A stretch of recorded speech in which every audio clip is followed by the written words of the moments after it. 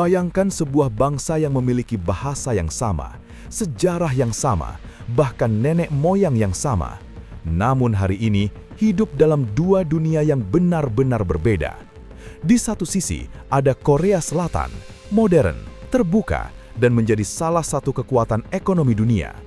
Di sisi lain ada Korea Utara, tertutup, militeristik, dan sering dianggap sebagai salah satu negara paling misterius di planet ini.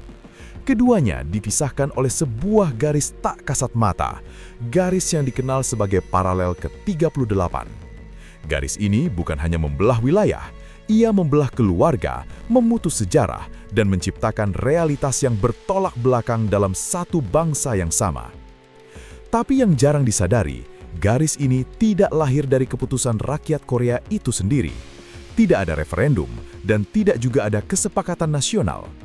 Perpecahan ini pada awalnya hanyalah keputusan cepat, bahkan bisa dibilang tergesa-gesa, yang dibuat oleh dua kekuatan besar dunia di tengah kekacauan akhir Perang Dunia Kedua. Dalam hitungan hari, tanpa memahami kompleksitas sejarah dan budaya Korea, sebuah garis ditarik di atas peta. Dan sejak saat itu, nasib jutaan orang Korea berubah selamanya. Ini bukan sekadar cerita tentang dua negara. Ini adalah cerita tentang bagaimana sebuah bangsa kehilangan kendali atas takdirnya sendiri, dan bagaimana konflik global bisa meninggalkan luka yang akan bertahan hingga puluhan tahun ke depan. Lalu pertanyaannya sekarang, bagaimana semua ini bisa terjadi? Dan bagaimana Korea yang dulunya satu, bisa terpecah menjadi dua dunia yang tidak pernah benar-benar bisa berdamai? Untuk menjawabnya, kita harus mundur ke masa ketika Korea belum terbagi, namun justru berada di bawah bayang-bayang kekuasaan asing.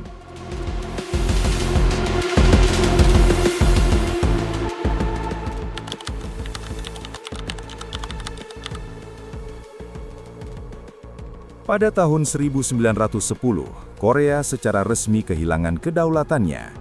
Kekaisaran Jepang berhasil menguasai seluruh semenanjung Korea setelah sebelumnya memperkuat dominasinya melalui kemenangan dalam Perang Rusia-Jepang. Sejak saat itu, Korea bukan lagi sebuah negara merdeka, melainkan koloni yang sepenuhnya berada di bawah kendali Tokyo. Namun yang terjadi bukan sekadar penjajahan biasa. Jepang menjalankan proyek asimilasi secara total. Bahasa Korea dilarang digunakan di sekolah-sekolah. Sejarah Korea dihapus dari kurikulum. Bahkan pada titik tertentu, rakyat Korea dipaksa mengganti nama mereka menjadi nama Jepang, seolah identitas lama Korea harus dihapus sepenuhnya. Di saat yang sama, eksploitasi berjalan tanpa henti. Sumber daya alam Korea dikuras untuk mendukung industri Jepang. Ratusan ribu orang dipaksa bekerja di pabrik dan tambang, tidak hanya di Korea, tetapi juga dikirim ke Jepang. Banyak perempuan Korea juga menjadi korban sistem perbudakan seksual yang dikenal sebagai comfort women, sebuah luka sejarah yang hingga hari ini masih menyisakan kontroversi. Selama 35 tahun, Korea hidup dalam tekanan, tanpa kebebasan, tanpa suara, tanpa kendali atas masa depannya sendiri. Penjajahan Jepang tidak hanya merampas wilayah Korea, tetapi juga berusaha menghapus jati diri bangsa Korea itu sendiri. Namun kekuasaan Jepang tidak berlangsung selamanya. Ketika dunia terseret ke dalam perang global yang jauh lebih besar, nasib Korea pun ikut berubah secara drastis.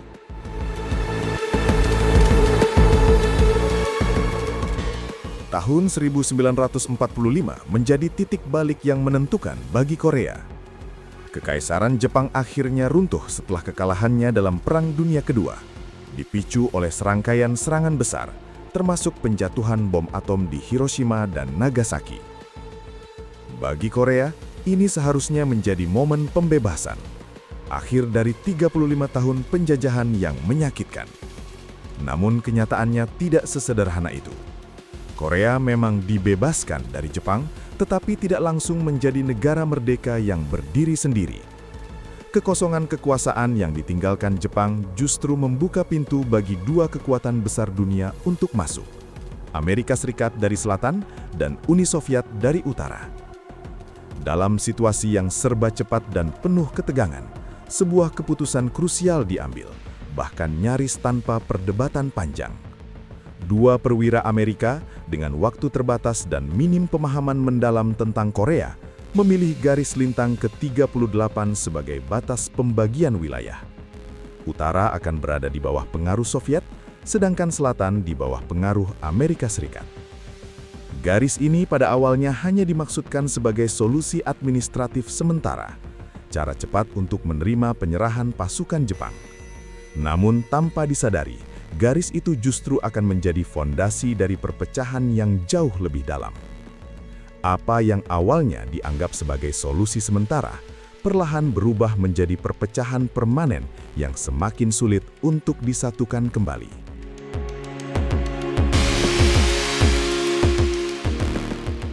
Setelah garis lintang ke-38 ditetapkan, Korea tidak lagi bergerak sebagai satu kesatuan.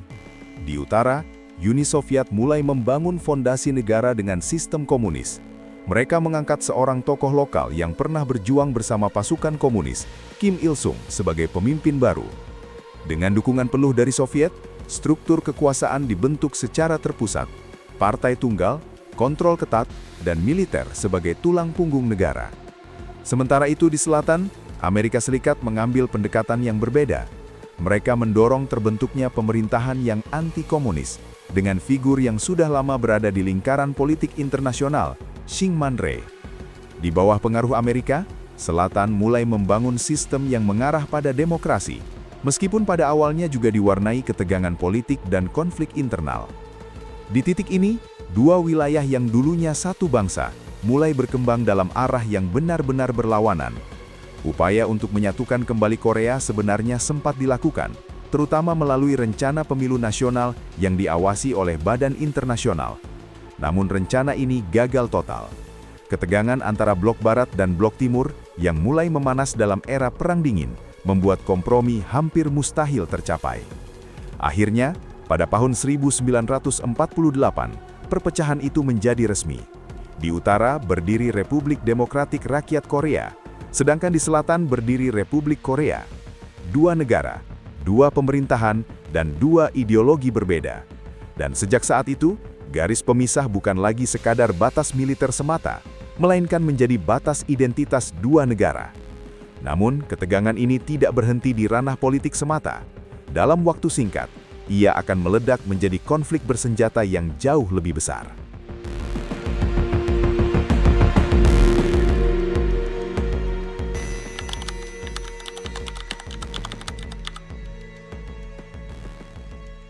Pada 25 Juni 1950, ketegangan yang selama ini terpendam akhirnya meledak. Pasukan Korea Utara bergerak melintasi garis lintang ke-38 dan menyerang Korea Selatan secara besar-besaran. Dalam hitungan hari, ibu kota Seoul jatuh. Inilah awal dari Perang Korea, sebuah konflik yang dengan cepat berubah dari perang saudara menjadi ajang benturan kekuatan dunia. Namun, Korea Selatan tidak sendirian.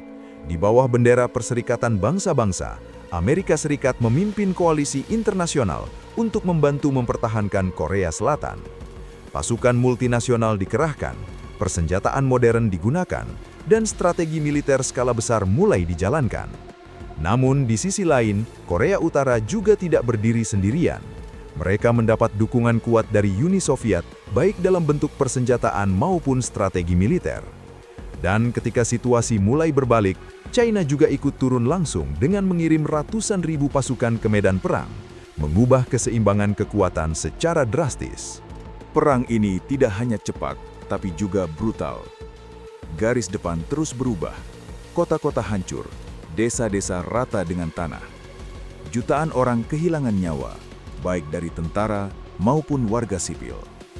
Banyak keluarga terpisah tanpa kepastian, bahkan banyak yang tidak pernah bertemu kembali hingga hari ini. Selama 3 tahun, perang berlangsung tanpa arah kemenangan yang jelas. Serangan dibalas serangan, wilayah direbut lalu direbut kembali. Hingga akhirnya, kedua pihak terjebak dalam kebuntuan militer yang panjang dan mematikan. Perang Korea bukan lagi sekadar konflik antara utara dan selatan. Ia telah berubah menjadi simbol nyata dari Perang Dingin, di mana dua ideologi besar dunia bertarung menggunakan Korea sebagai medan tempurnya. Dan ketika akhirnya senjata mulai terdiam, yang tersisa bukanlah perdamaian sejati, melainkan garis pemisah yang justru semakin mengeras dan permanen.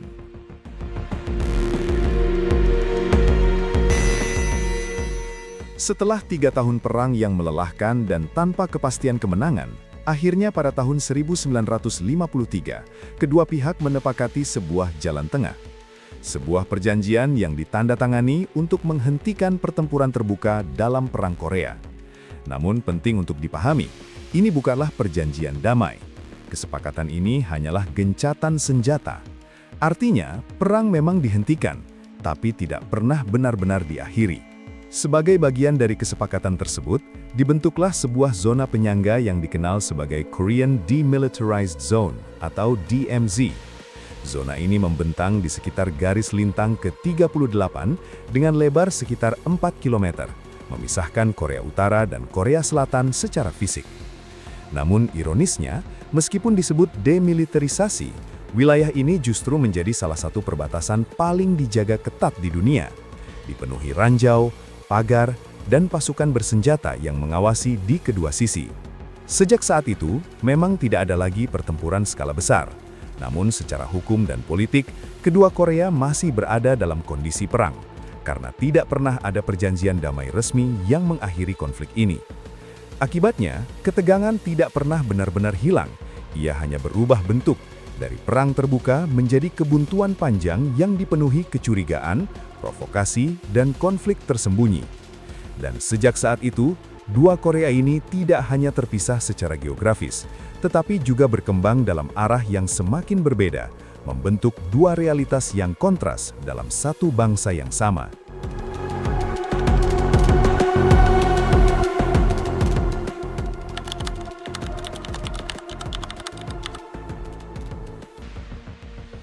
Sejak gencatan senjata tahun 1953, Korea tidak lagi hanya terpisah oleh garis batas.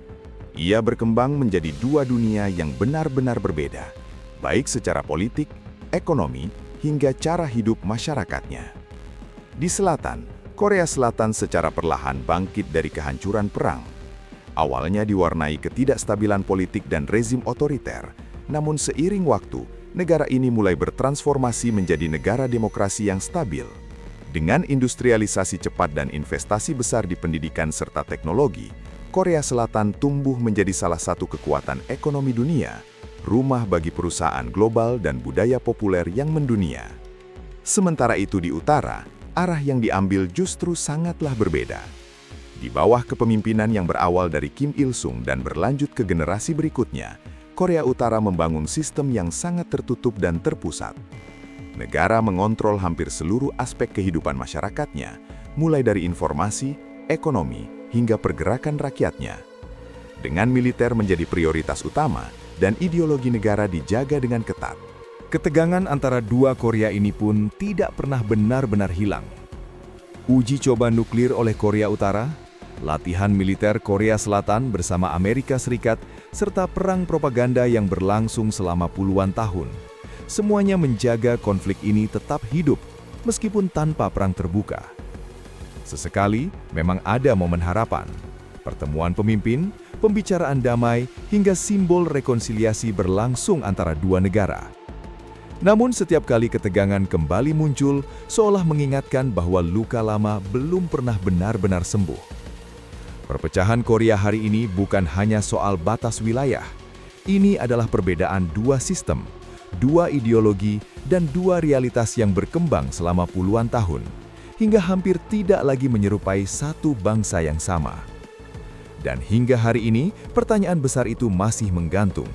Apakah Korea akan selamanya terpecah, atau masih ada kemungkinan untuk kembali menjadi satu?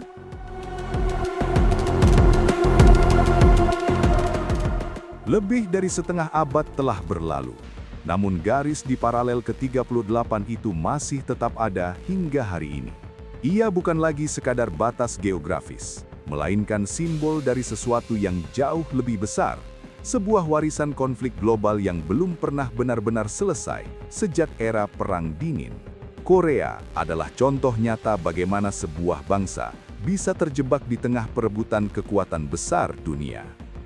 Keputusan-keputusan yang diambil ribuan kilometer jauhnya pada akhirnya menentukan nasib jutaan orang yang bahkan tidak pernah dilibatkan. Hari ini, dua Korea masih berdiri berhadap-hadapan, dipisahkan oleh ideologi, sistem, dan sejarah panjang yang penuh luka. Lalu pertanyaannya, apakah penyatuan dua negara ini masih mungkin terjadi? Atau memang perpecahan ini telah menjadi sesuatu yang permanen dan sulit dirubah? Kisah Korea mengajarkan satu hal yang pahit, namun nyata. Dalam dunia geopolitik, nasib suatu bangsa tidak selalu ditentukan oleh rakyatnya sendiri, melainkan oleh kekuatan yang jauh lebih besar yang bermain di atas peta politik, tanpa benar-benar merasakan dampaknya.